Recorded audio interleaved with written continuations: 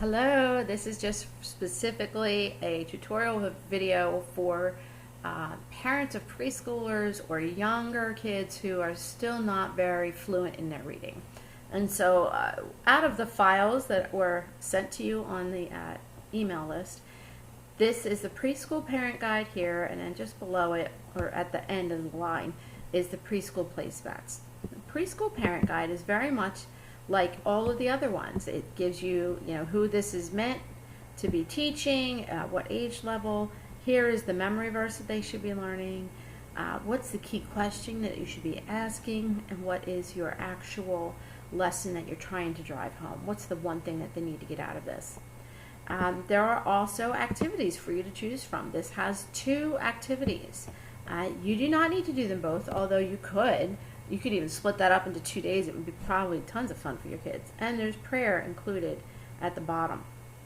If we go up to the video, this video is absolutely geared for the non-reading student.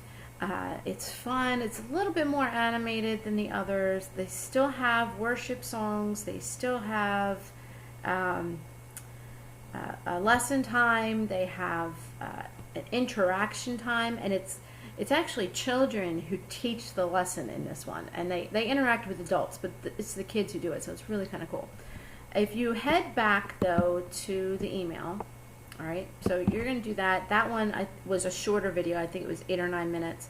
You head back to your email and you go to your, it's called a placemat, preschool placemats, because they can't use these God cards that have daily devotions in them.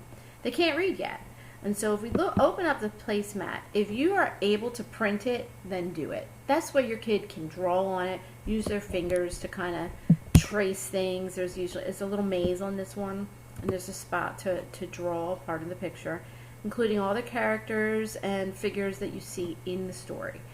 And on the side, this is meant to be used monthly, but we're going to be using it for this week. So it says week 1, week 2, week 3.